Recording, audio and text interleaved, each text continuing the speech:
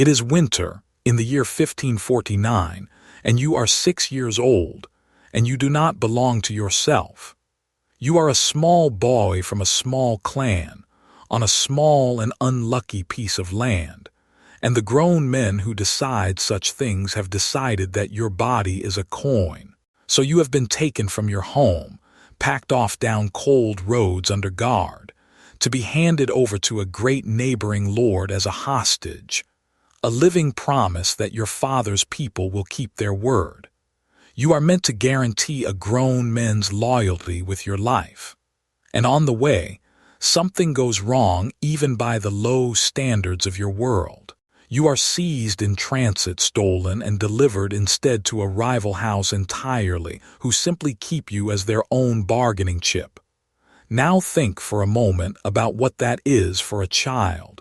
You have no army. You have no choice. You cannot fight, you cannot run, you cannot even safely complain. Every morning you wake in another man's house and eat another man's rice, and you learn quietly, carefully, the way only a hostage ever really learns, exactly who holds the power in the room, and exactly how far you can lean before it turns on you. You learn to wait. You learn to watch. You learn, before you are 10 years old, that the boy who shows what he wants is the boy who gets it taken away. And here is the thing about this cold, unpromising beginning that I cannot get out of my head. This frightened little hostage, this coin passed back and forth between other men's hands, will outlive every single one of them. He will outlast the geniuses and the giants of his age, the dazzling, terrifying men who all seemed so much larger than him. And when they have burned themselves out, one by one, this boy will still be quietly standing, and he will take the whole of Japan, not in a single glorious stroke, but by outweighting the entire world, and he will hand it to his family, and they will hold it in peace for more than 250 years. There is an old riddle in Japan about this man, and about the two extraordinary figures who came just before him, and it is very nearly the truest short thing anyone has ever said about the three of them. It goes like this. Imagine you are holding a little cuckoo, a songbird, and the bird will not sing. What do? The first man, the riddle says, would answer at once, if the cuckoo will not sing, kill it. The second man would smile and say, if the cuckoo will not sing, I will make it want to sing. And the third man, our man, would say something so quiet you might almost miss it. If the cuckoo will not sing, I will wait. I will wait until it sings. Now I have to be honest with you straight away, the way I always try to be, because it matters. That little verse is almost certainly not something any of the three of them ever actually said. It is a later invention, an Edo period saying dreamed up to sum them up, and you should hold it as a legend, not a quotation. But I keep it anyway, and I am going to hang this whole story on it because as legends go, it is almost frighteningly perfect. 3 men, 1 impossible little bird, and 3 completely different souls laid bare. Kill it, charm it, or simply outlast it. And today I want to tell you about the third man, the one who waited, and about how waiting of all things won him a country. But let me stop and start properly, the way I should. Hello and welcome back. My name is Aiden, and if you are new here, I always like to say the same plain thing before anything else.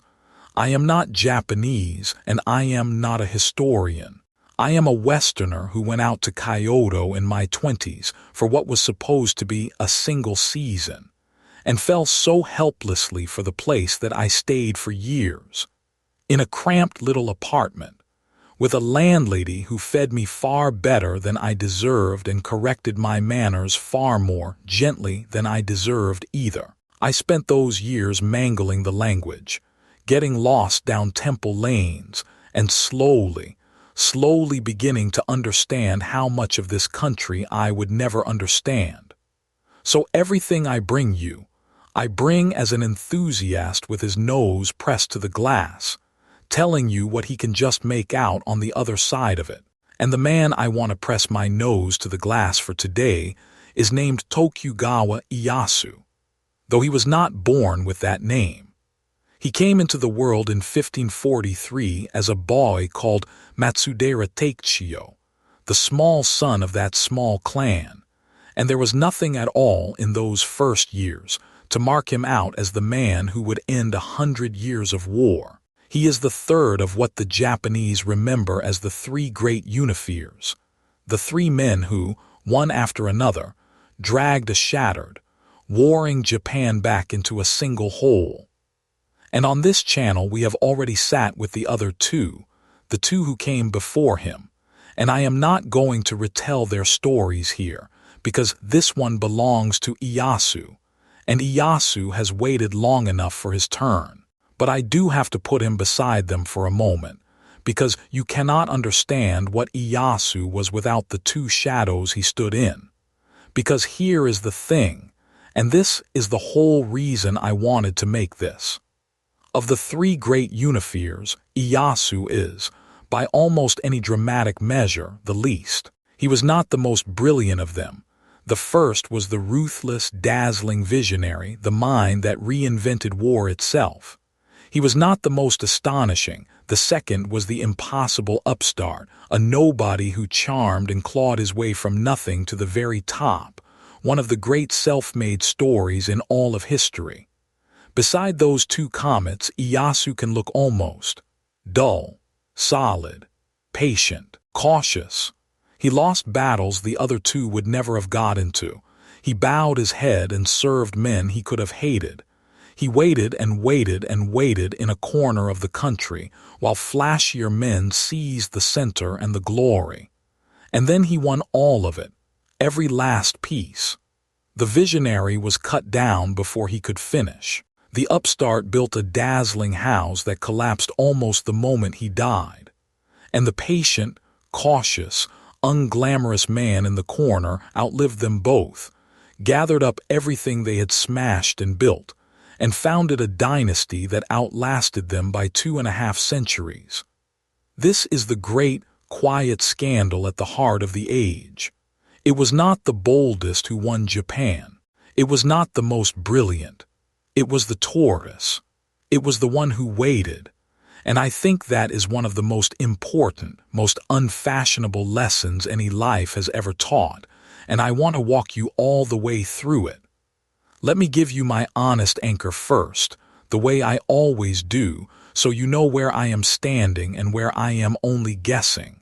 A great deal of the careful, sober, modern understanding of Ieyasu, the real administrator and strategist rather than the wise old sage of legend, rests on the work of serious historians of Japan, and I lean in particular on the biography of Ieyasu written by the historian Conrad Totman, alongside the near-contemporary Japanese chronicles of these years.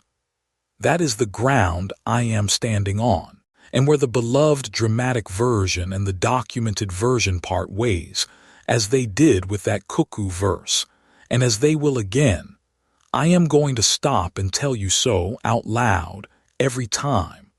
Because with a man this wrapped in hindsight and legend, the gap between what we know and what we love to imagine is a very large part of the story. Now, let me take you back to that frightened boy. We left him as a child, a hostage in a rival lord's house.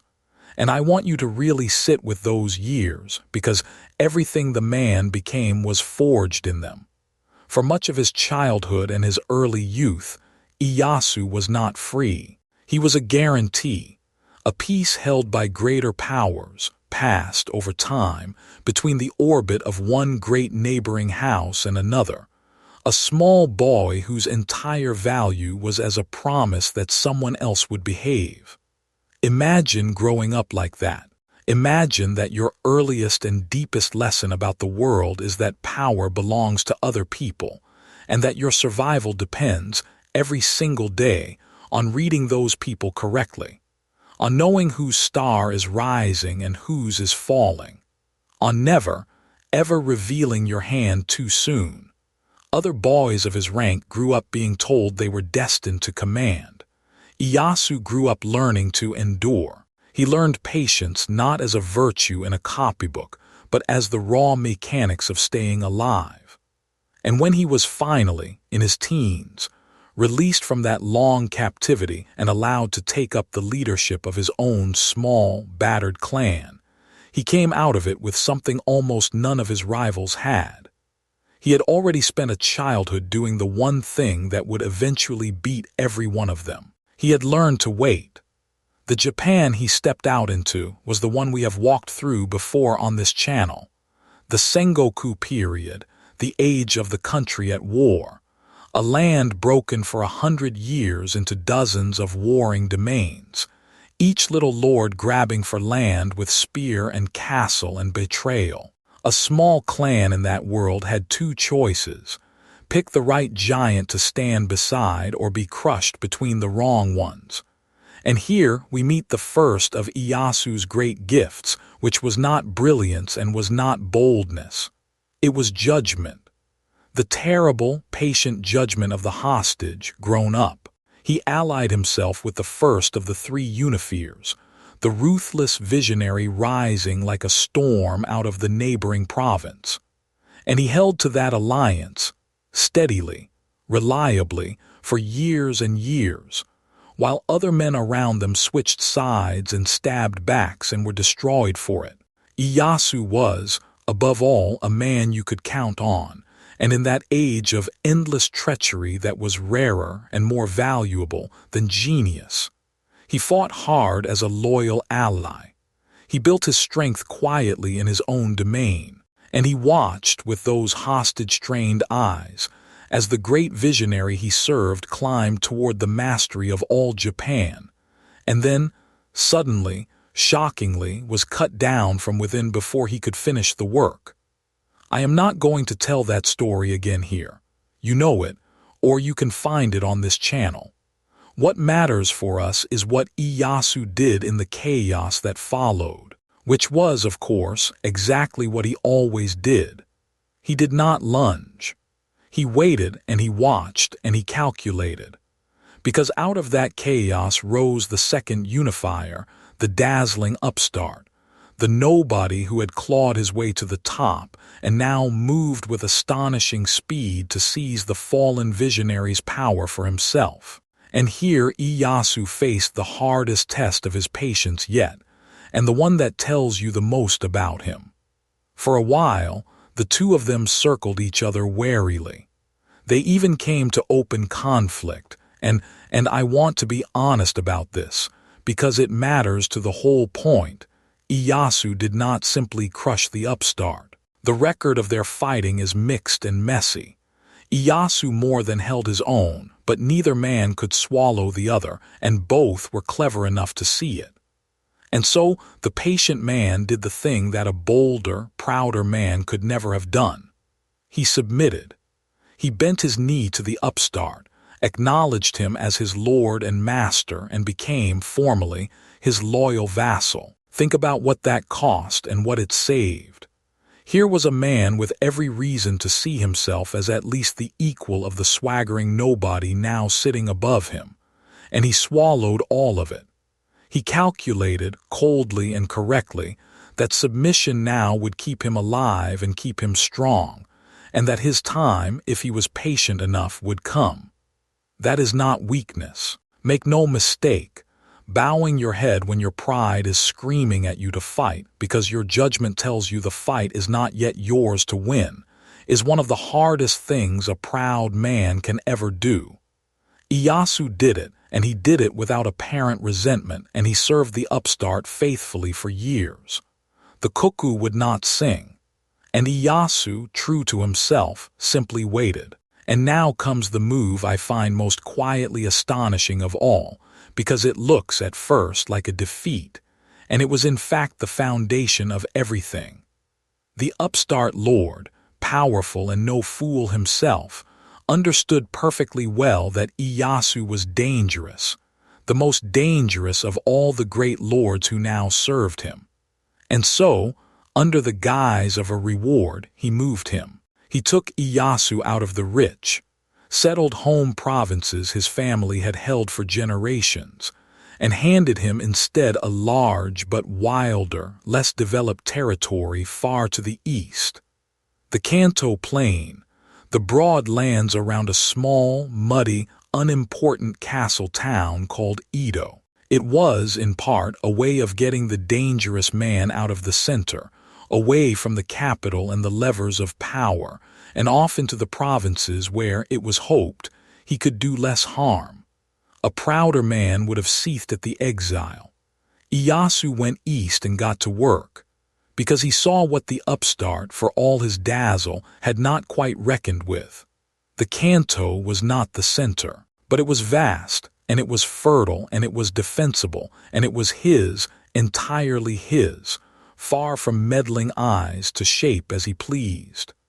And so, patiently, methodically, while flashier men jostled for glory near the capital, Ieyasu built. He drained marshes and dug canals around that muddy little town of Edo. He reorganized the land, rewarded his followers, gathered strength, and turned a backwater into the deep, quiet foundation of a power base greater than anyone realized. That small, muddy town, by the way, is the place we now call Tokyo. He was not grabbing for the center. He was building a base so solid that, when the center finally came loose, he could reach out and take it and never let go. And then, in 1598, the whole board tilted. The second unifier, the dazzling upstart, died. And here is the tragedy that Ieyasu had, I think, been quietly counting on for years. The great upstart had spent his whole astonishing life climbing to the top, and he left behind as his heir a little boy. A young child, far too small to rule. All that dazzle, all that speed and charm and conquest, and it came down, in the end, to a nervous mother and a handful of powerful lords sworn to protect a 5-year-old until he was grown. To hold the realm together, the dying upstart had set up a council of his greatest lords, a regency, a fragile ring of rivals who were all supposed to govern in trust, faithfully, on behalf of the child. You do not need me to tell you how that was going to go. A council of proud, powerful, ambitious warlords, each with his own army, all supposedly cooperating to hand absolute power to a boy who could not yet lift a sword. It was a beautiful arrangement, and it was made of glass. And sitting on that council, patient as ever, was the greatest and most dangerous lord of them all, the man from the east, the man who had waited his entire life for exactly this moment. Ieyasu did not smash the arrangement. He did not have to. He simply began, carefully, to lean on it, making alliances, arranging marriages, gathering the doubtful and the ambitious to his side. And the whole glass thing began, slowly, to crack down the middle. By the year 1600, the cracks had split Japan into two great factions. On one side, the coalition of lords loyal to the dead upstart's house and his little heir, determined to stop the eastern giant before he swallowed everything. On the other, Ieyasu and the lords who had cast their lot with him, and the whole future of the country, everything the three unifiers had bled for across half a century, came down at last to a single day, on a misty field in the mountains, at a crossroads called Sekigahara. I want you to picture it, because it is one of the great hinges of Japanese history. A cold, foggy autumn morning, two enormous armies, tens of thousands of men on each side, massed banners bristling in the mist, drawn up against each other across a narrow valley where the great roads met. On paper, it was desperately close, so close that the outcome hung for hours on whether certain lords would fight for the side they had promised or betray it. And this is where a lifetime of patient, careful, relentless judgment finally paid off. because Ieyasu had spent the months before that morning doing what he always did, reading men, sounding out loyalties, and quietly securing secret promises from lords in the enemy ranks that, when the moment came, they would turn their coats, and in the fog and confusion of the battle, that is exactly what happened. At the decisive hour, lords who were supposed to be his enemies swung their forces over to his side, or simply sat still and refused to fight, and the enemy coalition broke apart from within. By the end of that single day, the great opposing army was shattered, and Tokugawa Ieyasu was, in all but name, the master of Japan. Sekigahara is remembered, rightly, as the battle that decided who would rule, and he won it not with some dazzling stroke of tactical genius on the field, but with years of patient, unglamorous groundwork laid long before a single arrow flew. He won the battle, in a real sense, before it began. That is the tortoise's kind of victory. 3 years later, in 1603, the emperor in Kyoto, that sacred, powerless figure in whose name all of this was always done, granted Tokugawa Ieyasu the ancient title of shogun, supreme military ruler of Japan. And with that title, Ieyasu founded something that would long outlast him. The Tokugawa shogunate, the government the Japanese call the bakufu, run not from the old capital of Kyoto, but from his own city, that once muddy town in the east, Edo. This is the beginning of what history calls the Edo period, and I cannot overstate what it meant. For 100 years, Japan had been tearing itself apart, and now this patient, careful man began, methodically, to build a system designed to make that impossible ever again. He bound the great lords to the shogunate with an intricate web of obligations and controls. He redistributed land to reward the loyal and hem in the doubtful. He built, in place of endless war, a structure of order so durable that it would govern Japan for over 2.5 centuries, all the way down to 1868. Historians sometimes call the long peace that followed the Pax Tokugawa the Tokugawa peace, and it is one of the longest stretches of internal peace any major society has ever known. The man who won it was not the one who burned brightest. He was the one who was still there at the end, patiently laying stone on stone. And now Ieyasu did something that I think is the single most revealing act of his entire life, and the clearest proof of the difference between him and the two who came before. He had reached the summit. He was shogun, master of all Japan, and in 1605, just 2 years after taking the title he had waited a lifetime for, he gave it away. He formally resigned the office of shogun and passed it to his son, Hideyoshi. Now, do not misread that for a moment as retirement or as weakness. Ieyasu did not let go of one shred of real power. He simply stepped back from the title and ruled from behind it, as what the Japanese call the agosho, the retired shogun, the old lord in the background, hands still firmly on every important lever, while his son sat on the visible throne. And do you see the patient genius of it? The great upstart before him had failed in exactly one thing. He had built a dazzling house and then died and left it to a child, and it had crumbled. Ieyasu was determined not to make that mistake. By handing the title to his grown son while he himself was still very much alive and in control, he did something quietly momentous. He proved to the whole country that the shogunate was not a prize to be fought over on his death, but a thing that would pass, smoothly and without question, from Tokugawa father to Tokugawa son. He was making the succession itself boring, settled, inevitable. He was, even now, thinking not about his own glory, but about a peace that would outlast him by centuries. There was, though, One last thread left untied. One last threat to the world he was building.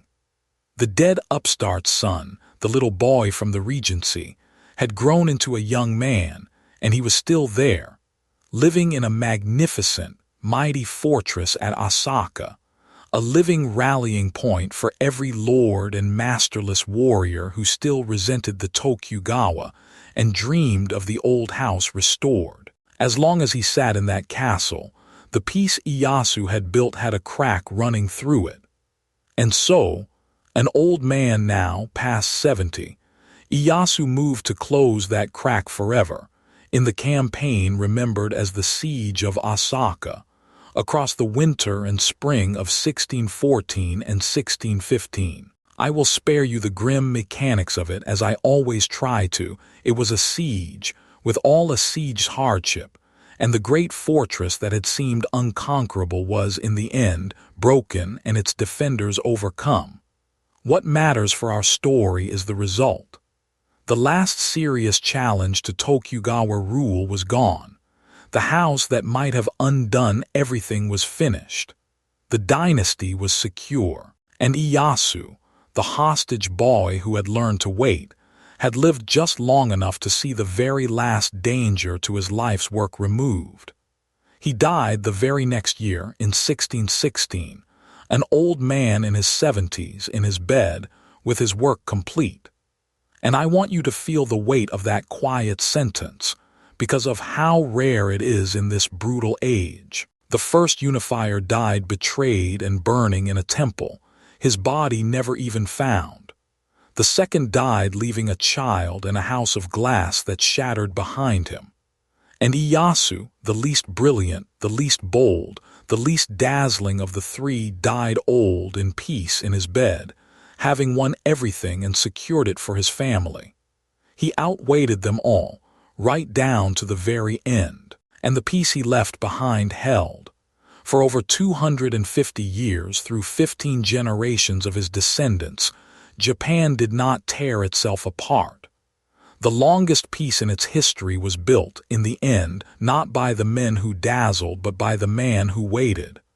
So let me come back to that little cuckoo, because now I think you can really feel it, kill it, charm it, or wait for it. 3 men, 3 souls, and the deep, uncomfortable truth of their story is that the age worshipped the first 2.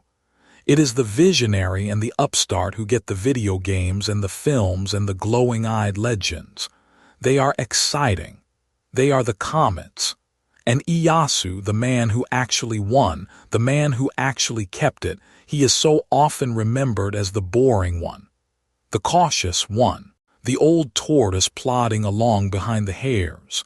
But look again at what patience actually did. It kept a hostage boy alive. It held an alliance steady through an age of betrayal. It bowed a proud man's head at exactly the right moment and saved him. It built a power base in an eastern backwater while others burned themselves out grabbing for the center. It won a battle before it was fought, and then it built a peace that lasted longer than the 2 comets and everyone who followed them for 10 generations after. Patience was not the absence of ambition in this man. Patience was his ambition, the most disciplined, far-sighted, ruthless patience any leader has ever shown. He wanted everything the other 2 wanted. He simply understood, as they never quite did, that the surest way to get it and to keep it was to be the one still standing at the end. And this is where I want to turn, quietly, and put this story into your hands, because I think it belongs to you far more than to a dead shogun. We live in a culture that adores the bold first mover. We celebrate the person who strikes fast, who seizes the moment, who moves loud and moves now. Hesitation feels like failure. Waiting feels like losing. We are all quietly a little ashamed of patience. And Ieyasu is the most extreme proof I know that this instinct can be exactly, dangerously wrong. Because the prize, so much more often than we admit, does not go to the one who moves first, or moves loudest, or burns brightest. It goes to whoever is still there at the end. The visionary and the upstart were more brilliant than Ieyasu in almost every way that the world applauds. And it did not matter because they did not last and he did. So here is the question I actually want to leave you with. And I mean it as a real one, not a neat little moral. Where, in your own life, is the harder and the wiser move not to strike, but to wait? Where are you burning yourself out lunging for the center, when the patient, unglamorous thing building your quiet base in the east, holding steady, bowing your head this once so you are still standing next year, would win you far more in the end? It is so much easier to be a comet. It takes a rare and difficult strength to be the tortoise who wins. Ieyasu spent a whole childhood as a helpless hostage learning that strength. The rest of us have to choose it. And that is genuinely what I would love to hear from you down in the comments, because I do read them, and I always learn far more from you than I ever manage to teach. Here are my 2 questions. First, the simpler one. Of the 3 great unifiers, the one who would kill the cuckoo, the one who would charm it, or the one who would wait for it, which one are you, honestly, by nature? And which one do you secretly wish you were? And second, the one I actually care about most. Where in your own life right now is waiting the braver choice than striking? The thing you keep pushing at that would be better served if you simply, patiently, outlasted it. Tell me. And be kind to one another down there, because I have a feeling this one lands closer to home than a story 400 years old has any right to. And listen, I have thrown a great many names at you today. Sekigahara and Edo and Osaka and Matsudaira Takechiyo. And I promise you I have bruised the pronunciation of at least half of them. Or so I'm told. My Japanese friends would wince at my pronunciation. My old friend Kenji spent years setting me gently right and never once made me feel foolish for it. And if you know this history better than I do, and many of you will, then come and correct me kindly in the comments the way he always did. That is how an outsider gets a little closer, year by year, to a country that was never his. I keep thinking, with a life like this one, of something the old monk told me during my Kyoto years, back when my patient landlady was still teaching me how to sit still in a room without fidgeting. He said that the pine on the mountain does not hurry, and yet it is the pine, not the storm, that is still there in the morning. I did not understand him then. Following this quiet, patient, unglamorous man all the way from a hostage's cold road to 2.5 centuries of peace, I think at last I finally do. If you want more of the true history under the bright surface of this country, told with as much care as an outsider can honestly manage, then subscribe and stay with me a while. My name is Aiden. Thank you for waiting with me, for once, instead of rushing. And I'll see you next time in the floating world.